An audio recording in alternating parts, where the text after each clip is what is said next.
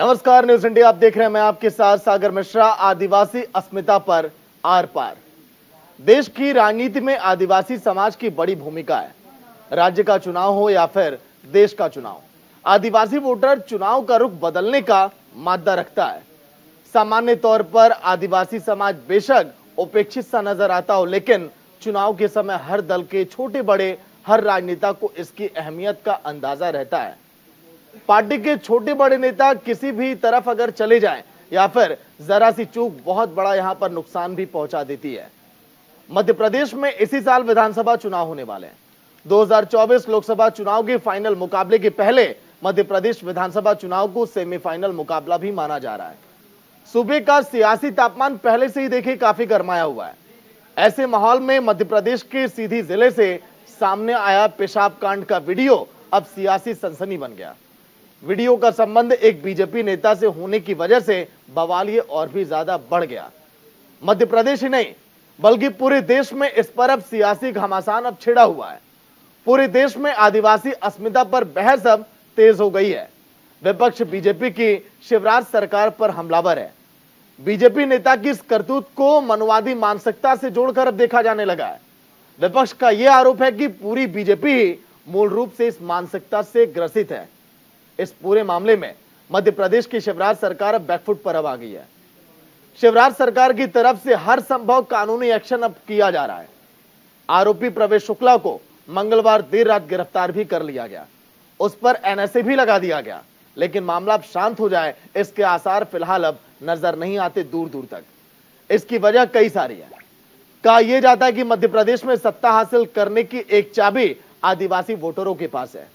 सूबे की करीब 7 करोड़ आबादी में करीब 2 करोड़ आदिवासी हैं, यानी कि मध्य प्रदेश में करीब 22% आबादी आदिवासियों की है। देखिए आप, 84 विधानसभा में आदिवासी समाज इस समय प्रभावशाली भी माना जाता है और इसीलिए कहा जा रहा है कि आदिवासी वोटरों की बहुत अहम भूमिका है। मध्य प्रदेश के कुल 230 विधानसभा सीटों में से 84 सीटें, यानी कि आंकड़ा देखिए काफी बड़ा है। पिछले विधानसभा चुनाव में बीजेपी यहां पर हार गई थी। इसके पीछे आदिवासी वोटरों की नाराजगी को बड़ी वजह माना गया था। यही वजह है सीधी कांड पर इस समय सियासी घमासान देखिए बहुत ज्यादा दिखाई दे रहा है। मध्य प्रदेश कांग्रेस को यह एक बड़ा मुद्दा मिल गया। पिछले दिनों पीएम नरेंद्र मोदी ने आदिवासी वोटरों का दिल जीतने की जो कारगर कोशिश की, उसका असर अब कम करने की कोशिश में कांग्रेस अब जुटी हुई नजर आ रही है। सीधी कांड को आदिवासी समाज की अस्मिता से जोड़कर अब देखा जा रहा है।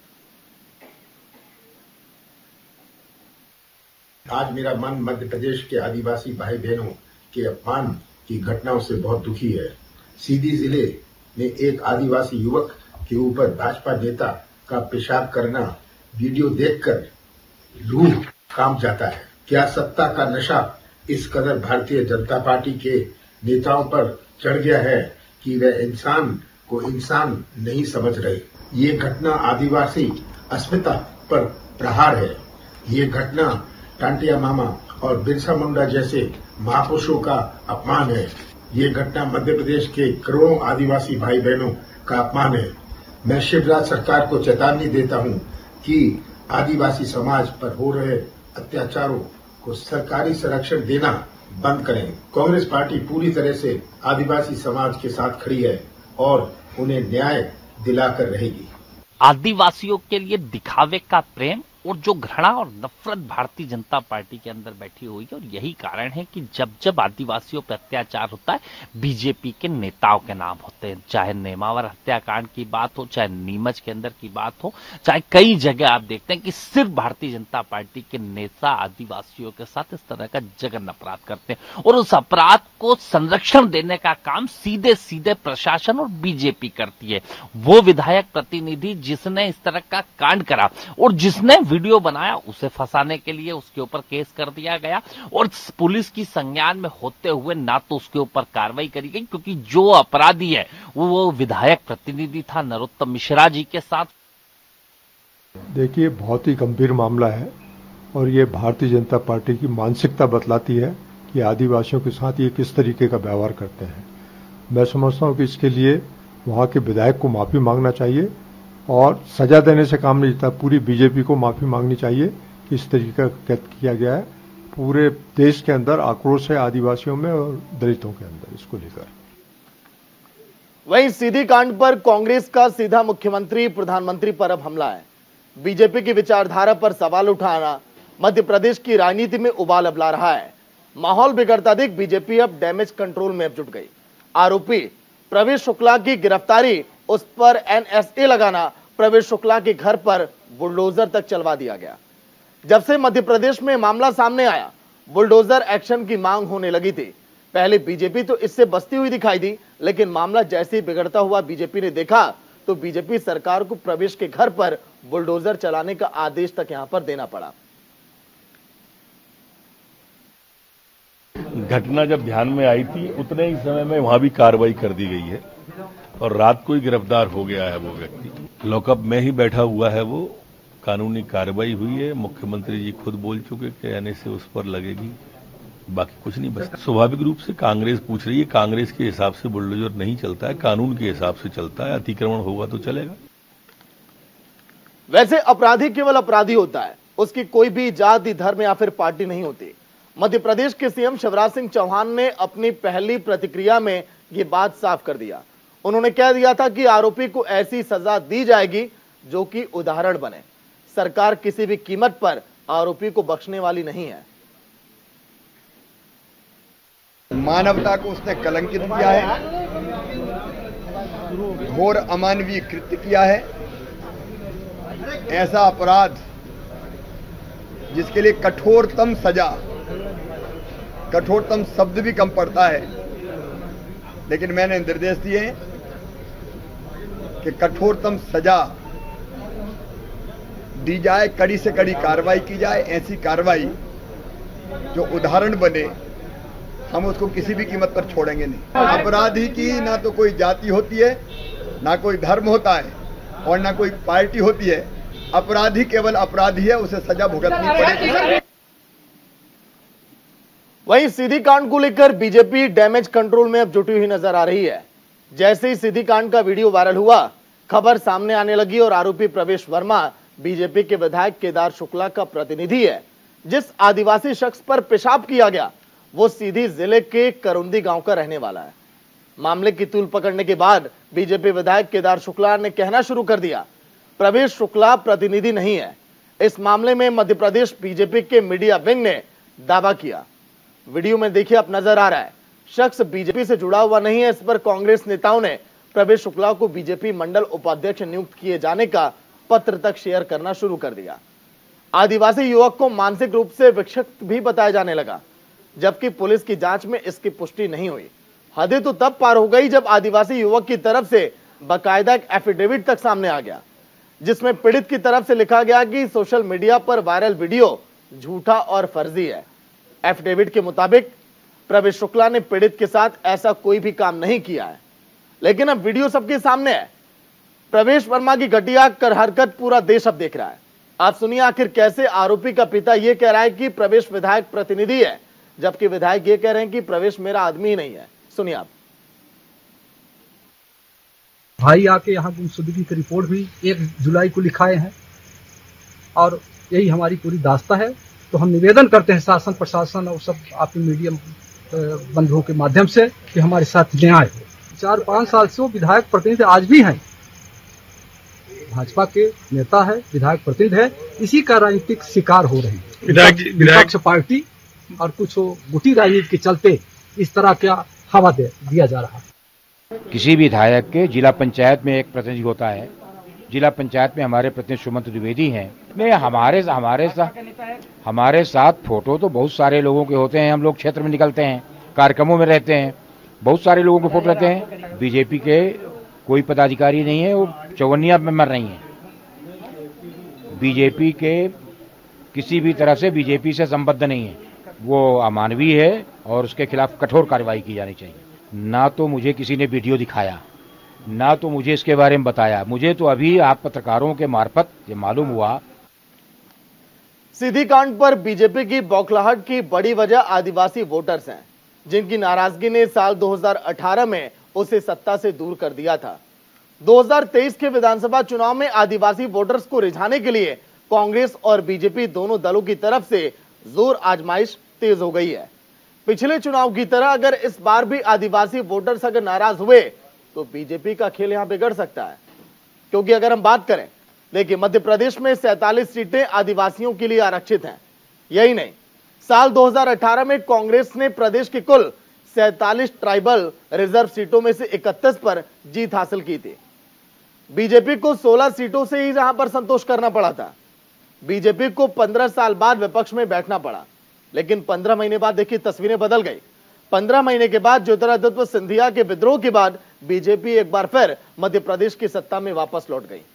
2003 के पहले राज्य का आदिवासी वोटर पूरी तरह से कांग्रेस के साथ था। 2003 में बीजेपी की बंपर जीत में आदिवासी वोटर्स को बहुत बड़ा योगदान उसमें देखा गया। तब आरक्षित 41 सीटों में से 37 सीटों पर बीजेपी ने जीत हासिल की थी।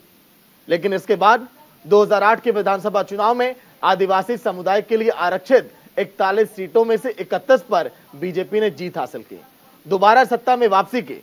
इसके बाद परिसीमन के कारण जनजातीय आरक्षित सीटों की संख्या 41 से बढ़कर हो गई 47। साल 2013 में बीजेपी ने 47 में से 31 सीटों पर फिर से जीत हासिल की और लगातार तीसरी बार राज्य की सत्ता को बीजेपी ने हासिल किया। मध्य प्रदेश की 84 विधानसभा क्षेत्रों में अगर हम बात करें तो आदिवासियों का बहुत ज्यादा प्रभाव माना जाता है। 2018 के विधानसभा चुनाव में बीजेपी ने इन 84 में से 34 सीटों पर जीत हासिल की थी, जबकि साल 2013 में इन इलाकों में 59 सीटों पर बीजेपी ने कब्जा किया था। 2018 में पार्टी को यहां पर 25 सीटों का नुकसान हो गया, चुनाव में आपने देखा था। लेकिन इन सब के बाद अब संकेत साफ है कि मध्य प्रदेश की शिवराज सरकार के लिए आदिवासी जनाधार को वापस हासिल करना एक बड़ी चुनौती है। बीजेपी को सत्ता में वापसी अगर करना है तो आदिवासी वोटर्स को अपने पाले में लाना देखिए बहुत ज्यादा जरूरी है। किसी भी स्तर पर जरा सी गलती पार्टी को बड़ा नुकसान पहुंचा सकती है। वहीं 2024 के चुनावी महासंग्राम के लिहाज से मध्य प्रदेश का चुनाव देखिए बहुत खास माना जा रहा है। विधानसभा में बेशक आदिवासी वोटर्स का मूड बदलता रहा हो, पिछले 2 लोकसभा चुनाव में आदिवासी वोटर्स बीजेपी के साथ मजबूती के साथ खड़े दिखाई दिए हैं। देखिए आप, देखिए तस्वीरें हम आपको दिखा रहे हैं। लेकिन मध्य प्रदेश में कुल अगर बात करें तो 29 लोकसभा सीटें हैं, 10 सीटें अनुसूचित जाति और अनुसूचित जनजाति के लिए वहां पर आरक्षित हैं, जिनमें से 4 सीटें अनुसूचित जाति के लिए तो 6 सीटें अनुसूचित जनजाति के लिए आरक्षित हैं। साल 2014 और 19 दोनों ही लोकसभा चुनाव में बीजेपी ने सभी 10 सीटों पर जीत का परचम लहराया था। वही देखिए मध्य प्रदेश में पिछले 2 लोकसभा चुनाव की अगर हम बात करें तो वहां के नतीजे बताते हैं कि पीएम नरेंद्र मोदी की वजह से आदिवासी वोटरों का झुकाव बीजेपी की तरफ बढ़ा है। 1 जुलाई को पीएम नरेंद्र मोदी का शहडोल दौरा इस लिहाज से काफी अहम माना जा रहा है। पीएम नरेंद्र मोदी ने शहडोल में कार्यक्रम की शुरुआत रानी दुर्गावती की प्रतिमा को माल्यार्पण के साथ ही किया। पीएम मोदी ने घोषणा की कि रानी दुर्गावती की 500वीं जयंती को पूरे देश भर में मनाया जाएगा। इसके साथ ही पीएम मोदी ने राष्ट्रीय सिकल सेल एनीमिया उन्मूलन मिशन की शुरुआत की है, जिसकी चपेट में आदिवासी समाज के लोग आते हैं। शहडोल जिले के पकरिया गांव में पीएम मोदी की खाट पंचायत ने सबको आकर्षित किया। इस दौरान पीएम मोदी ने आदिवासी नेताओं यानी कि पेशा समिति के सदस्यों, स्वयं सहायता समूह की महिलाओं से सीधा संवाद किया। खाट पंचायत की वीडियो सोशल मीडिया पर काफी पसंद भी किए जा रहे हैं। पीएम मोदी का शहडोल दौरा काफी सफल भी माना जा रहा है। लेकिन बीजेपी के लिए सही माहौल बन ही रहा था कि सीधी कांड का वीडियो सामने आ गया। पीएम नरेंद्र मोदी ने जो मेहनत की उस पर पानी फिरता हुआ दिखाई दे रहा है। विपक्ष मामले को राष्ट्रीय मुद्दा बनाने में कोई कोर कसर नहीं छोड़ना चाहता है। इस मसले पर राहुल गांधी की प्रतिक्रिया भी सामने आई है, सुनिए आप।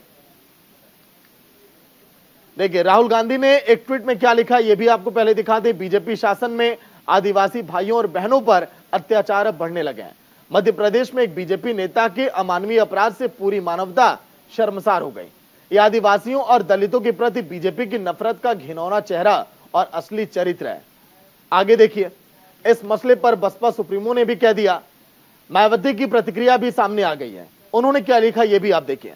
मध्य प्रदेश के सीधी जिले में एक आदिवासी दलित युवक पर स्थानीय दबंग नेता के द्वारा पेशाब किए जाने की घटना अति शर्मनाक है। जिस अमानवीय कृत्य की जितनी भी निंदा की जाए वो बहुत कम है। इसका वीडियो वायरल होने के बाद ही सरकार का जागना इसकी संलिप्तता को साबित करता है। ये भी अति दुखद है। वहीं सीधी कांड को लेकर देखिए विपक्ष बीजेपी पर लगातार हमलावर है।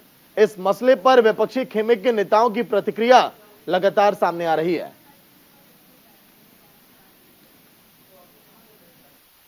एक आदमी नहीं, उनका नाम प्रवेश शुक्ला है। वो भारतीय जनता पार्टी से जुड़े हुए हैं, भारतीय जनता पार्टी के एक सदस्य हैं और वो बिल्कुल जो हरकत हुई है वो शर्मनाक है, दर्दनाक है और निंदनीय है। और आप ये सोच सकती हैं कि जब से भारतीय जनता पार्टी सत्ता में आई है और उनकी बढ़ोतरी हम होते हुए देख रहे हैं, वो इसी विचारधारा से आई है कि जो लोग कमजोर हैं उनको और कमजोर करो, जो लोग कमजोर हैं उनको सम्मान ना दो, इस तरीके से उनकी बेइज्जती करो। और वो आदमी आपसे क्या मांग रहा था? अपने लेबर के काम, मेहनत के पैसे आपसे मांग रहा था और आपने इतनी अकड़ दिखाई है। तो ये जो सत्ता की अकड़ है, सत्ता का सोच है कि मार्जिनलाइज को और मार्जिनलाइज करें, उनको तंग करें, उनको दिक्कतें दें और उनको और दुख दें, ये उनकी विचारधारा का एक उदाहरण है। और इनके साथ तो वो स्ट्रिक्टेस्ट पनिशमेंट होना चाहिए जो लॉ परमिट करता है। और अगर किसी तरीके से मध्य प्रदेश की सरकार ये नहीं करती है तो वो दिखाती है कि वो ऐसी सोच, ऐसी विचारधारा के अंतर्गत अपनी सरकार चला रही है। संज्ञान लिया है, अच्छी बात है, लेकिन एक मानसिकता को प्रदर्शित करती है कि आदिवासी दलित को सोचा क्या जाता। नशे में तमाम तरह के लोग हरकतें करते हैं, लेकिन वो प्रवेश शुक्ला जो पूर्व विधायक के प्रतिनिधि हैं, तो उनकी जो तथाकथित समूल मानसिकता उजागर होती है नशे में थी कि चलो गरीब हैं, मेरे पैरों के तले रहने वाले लोग हैं। वो जो भी बीजेपी की विचारधारा है वह एक्सप्रेस होती है, वो दिखती है उसमें, अपने से कमजोर। तो यही तो विचार है, क्योंकि आगे चल करके जो हिंदू राष्ट्र की बात कर रहे हैं उसमें दलितों और पिछड़ों, महिलाओं की, आदिवासियों की यही हालत होगी। विपक्ष के तेवर ये बता रहे हैं कि सीधी कांड अभी शांत नहीं होने वाला है। बेशक मध्य प्रदेश की शिवराज सरकार ने आरोपी प्रवेश के घर पर बुलडोजर चलवा दिया हो, विपक्ष इस मामले में बीजेपी को आसानी से बख्शने वाला नहीं है। लेकिन ये मामला तूल पकड़ेगा, लेकिन बीजेपी को इस नुकसान से बचना होगा, क्योंकि पीएम नरेंद्र मोदी ने शहडोल में आदिवासियों के वोट बैंक के लिए बहुत बड़ी मेहनत की थी। फिलहाल इतना ही। देखते रहे न्यूज़ इंडिया। नमस्कार।